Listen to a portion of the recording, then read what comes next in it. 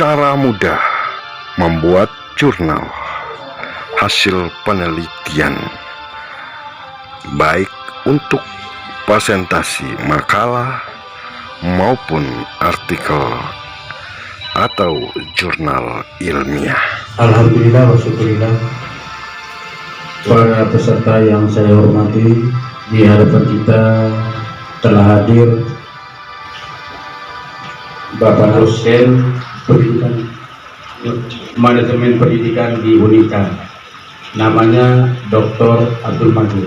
Ini yang beliau bawakan pada pagi hari ini untuk cara penulisan karya tulis ilmiah dan menyelesaikan masing-masing satu karya ilmiah. Tidak memperpanjang waktu, kami memberikan kesempatan ini kepada Pak Doktor dan materinya.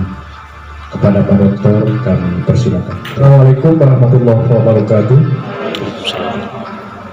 Selamat pagi dan salam sejahtera buat kita semua. Merupakan satu penghormatan karena ini yang kedua kali saya hadir di tengah Bapak Ibu semua. Semoga materi yang saya sampaikan ini nanti bermanfaat buat diri saya dan buat kita semua juga. Nah, karya ilmiah ini manakala sudah berbentuk sebuah hak paten, maka akan bisa diwariskan kepada anak cucu kita. Untuk tidak memperpanjang kata, jadi saya menyampaikan PowerPoint saja. Saya ada siap 12 PowerPoint dan itu sudah merangkum satu buku 254 halaman. Jadi tapi saya sudah kemas dalam 12 slide saja. Harapan saya setelah mengikuti pelatihan cara membuat jurnal, makalah atau artikel, nanti panduannya seperti berikut. Yang pertama, marginnya itu 4 kiri, 3 atas, 3 bawah, 3 kanan. Ditulis dengan Times New Roman. Judulnya 14 fontnya, abstraknya dengan tulisan huruf 10. Banyak kata-katanya, hanya 200 kata. Sedangkan untuk isinya nanti, untuk pendahuluannya sampai kepada kesimpulannya yaitu 3000 kata. Sedangkan referensinya jurnal harus 5, bukunya juga harus 5. Jurnal itu harus jurnal hasil penelitian.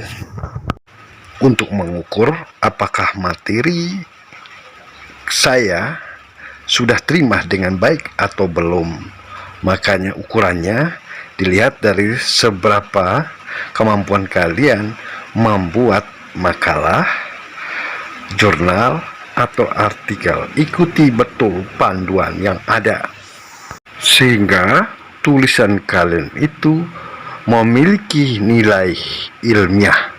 Nilai ilmiah yaitu tulisan baik artikel, makalah maupun jurnal memiliki ilmu baru bagi pembacanya. Dari tugas-tugas yang kalian buat, setelah ini kita akan melihat tulisan siapa yang bagus dan layak untuk dimuat.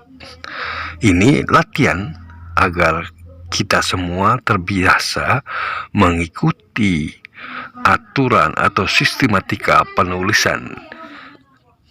Kalau penulisan itu dimuat di jurnal, baik jurnal nasional maupun jurnal yang belum terakreditasi, kita harus mengikuti panduan dan pengumuman yang mereka buat juga.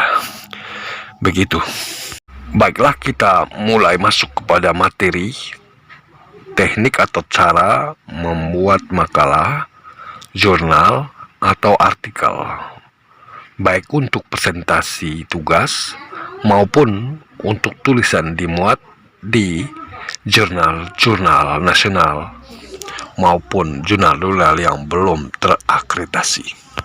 Mulai dari memilih judul dan merumuskan judul yang baik. Apa syaratnya judul itu bagus? Ya, judul itu harus sesuai dengan minat. Terus apa alasannya kok harus sesuai dengan minat? Yang kedua adalah judul itu harus dapat dilaksanakan. Selanjutnya yang ketiga yaitu Bisa dilaksanakan, artinya tenaga, waktu, dan pikiran kita bisa disesuaikan. Jangan sampai meneliti di Riau pada orangnya tinggal di Ruten. Berapa biaya yang dihabiskan? yang keempat yaitu Sedia faktor pendukung. Faktor pendukung itu seperti apa? Perpustakaan. Ya, perpustakaan kita sebagai harus ada, atau minimal kita kalau tidak ada perpustakaan kita punya buku-buku referensi. yang kelima atau selanjutnya manfaatnya untuk siapa. Tapi tidak bermanfaat baik bagi dirinya maupun orang lain. Akhirnya orang tidak akan baca tulisan kita itu. Harus bermanfaat. Manfaatnya untuk siapa? Seperti saya bilang tadi, karya ilmiah itu kalau sudah memiliki paten, maka bisa diwariskan. Terus bagaimana agar judul itu pakai? Nah, caranya kita buat rumusan sendiri. Ya, bagaimana rumusannya? Judulnya nanti harus sifatnya dan jenis penelitian.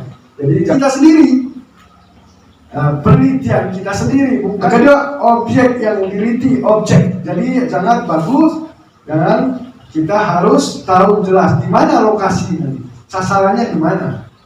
Selanjutnya subjek penelitian. Apa saja ya yang menjadi subjeknya.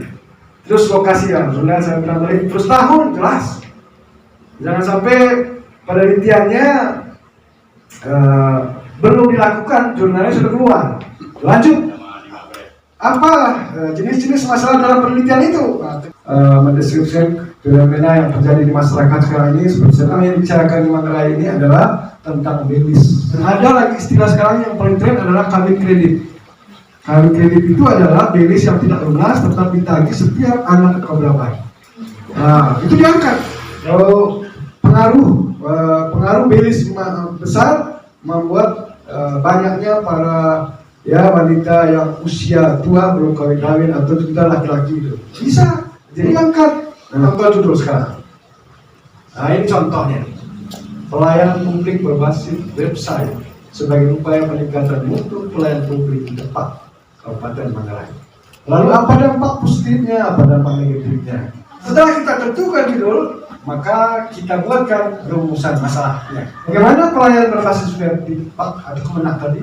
Bagaimana? Nah, jelaskan itu. Apakah yang terjawab ketika ada pertanyaan, lalu kita jawab. Nah, jawabnya nanti di mana? Nanti jawab itu letaknya ya. Yang kedua, bagaimana pengaruh pelayanan berbasis web di Kemenak Manggarai sebagai upaya peningkatan mutu pelayanan publik? Akan terjawab ketika kita melakukan penelitian.